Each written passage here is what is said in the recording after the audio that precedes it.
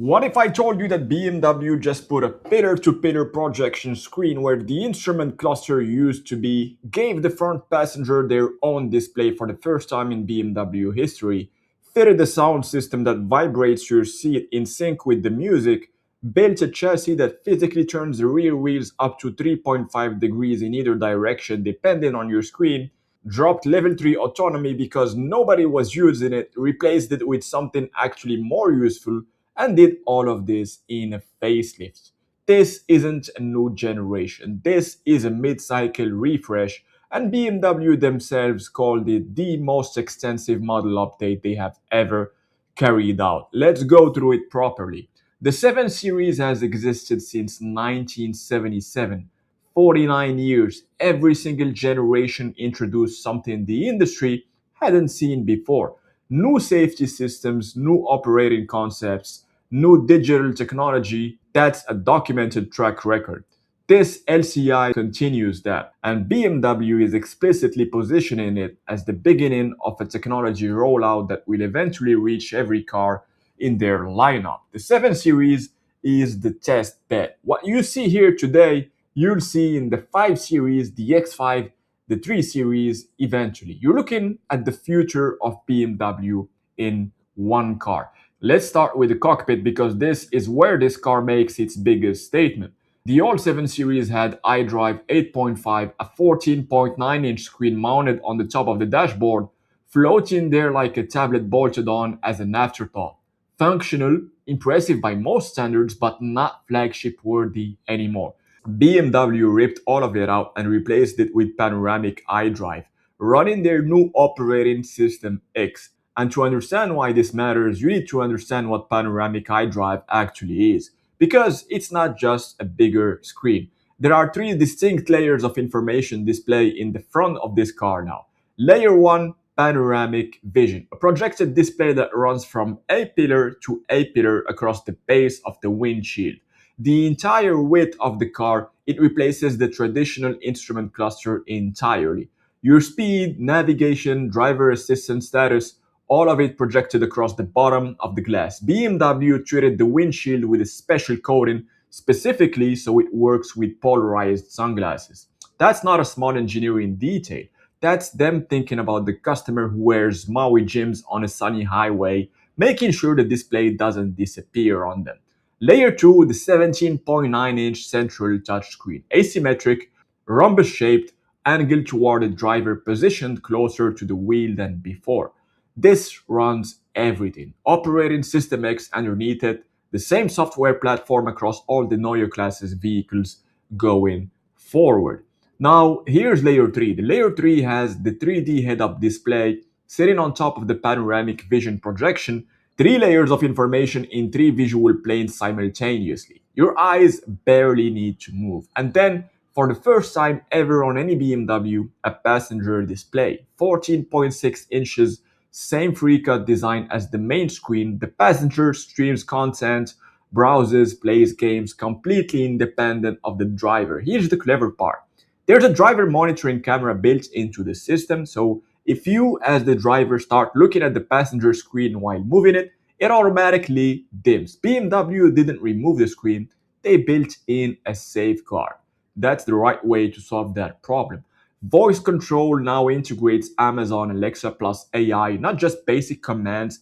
Alexa Plus means genuine conversational AI embedded natively into the car's system. The rear theater screen is still there, 31.3 inches, but now upgraded to 8K resolution. With a camera above it for Zoom calls, Amazon Fire TV integration, HDMI input for consoles or laptops, and the screen itself is now a touchscreen. Rear passengers also get their own controls in the door panels. This is the most screen real estate of any production car in the world right now. And none of it feels gratuitous because each display serves a distinct purpose. Now, let's get to the fun part. Standard on every 7 Series LCI is the adaptive 2-axle air suspension with 4 electronically controlled shock absorbers, each corner independently managed. The system reads the road surface continuously and adjusts damping in real time. soft over broken tarmac, tightened immediately in corners automatically, constantly.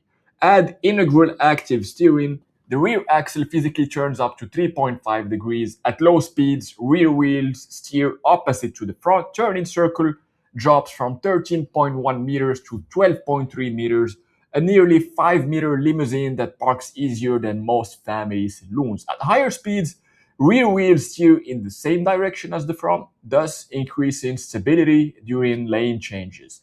The car physically becomes more planted the faster you go.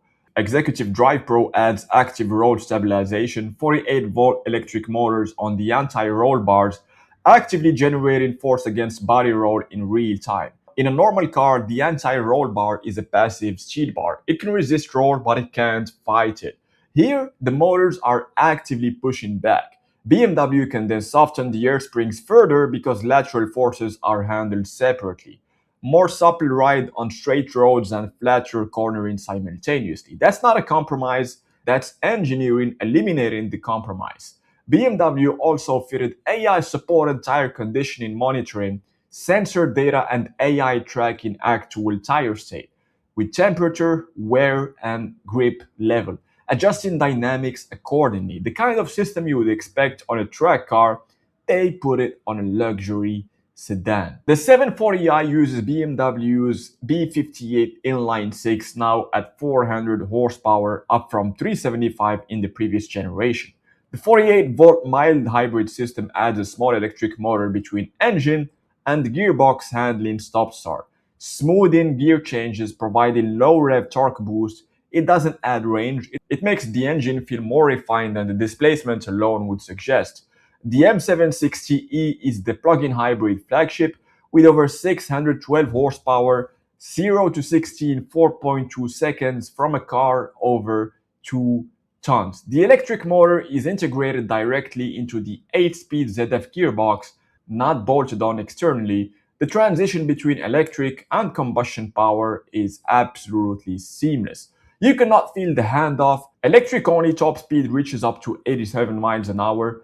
Actual motorway capability, not just slow speed city use. The i7 is the technical headline of this LCI. Sixth generation e-drive technology with cylindrical battery cells, same cell chemistry as the Neue class. Volumetric energy density up 20% over the previous generation, with usable capacity of over 112.5 kilowatt hours, up more than 10% in the same external package size, with an EPA range of over 350 miles and a WLTP of up to 728 kilometers. Now, charging wise, it gets a 250 watt kilowatt peak DC. It charges 10 to 80% in only 28 minutes. BMW fitted silicon carbide semiconductor components, SiC inverters in the power electronics. SiC reduces switching losses versus conventional silicon, improving overall system efficiency by up to 7%. The electric motor, power electronics, and transmission are all integrated into a single compact housing at each axle. This level of integration is what separates serious EV engineering from bolting an electric motor onto an existing platform. And one more thing worth mentioning, because most reviewers skip this entirely, there is a BMW 7 Series protection variant called the VR9 Certified Ballistic Protection, multi-layer armoring, steel special alloys, composite materials, bulletproof glass. It protects occupants from firearms and explosives. The highest available classification is VPAM 10, which is about as serious as armored vehicle protection gets outside of military hardware. And BMW specifically engineered the suspension and brakes so that the driving dynamics are preserved. A bulletproof limousine that still drives like a BMW, the new protection variant based on this LCI is currently in final development. BMW dropped level 3 autonomy. Let me explain why that's the right call. Level 3 means the car drives itself in defined conditions and you legally don't need to pay attention. BMW had it on the previous 7 Series. Almost nobody used it. The liability complexity, the driver re-engagement problem, the infrastructure requirements. It was a system that existed on paper more than in practice. So they killed it and went deep on level 2, rebranded Symbiotic Drive. The philosophy is completely different. Level 3 tries to remove the driver, Symbiotic Drive works with the driver. Motorway Assistant now comes with hands-free driving up to 130 kilometers an hour. Eye tracking monitors your gaze. When the system suggests lane change, you confirm it by simply looking at the corresponding wing mirror. Not pressing a button, not flicking a stalk, looking at the mirror. The car reads your eye movement and executes the maneuver. City Assistant now is navigation guided with address-to-address assistance in urban environments. Level 3 systems barely work reliably on motorways. The critical difference from everything else out there, you can actively drive, accelerate, steer, brake without the system switching off. Most Level 2 systems cut out the moment they detect driver input. Symbiotic Drive, on the other hand, integrates your inputs with the systems.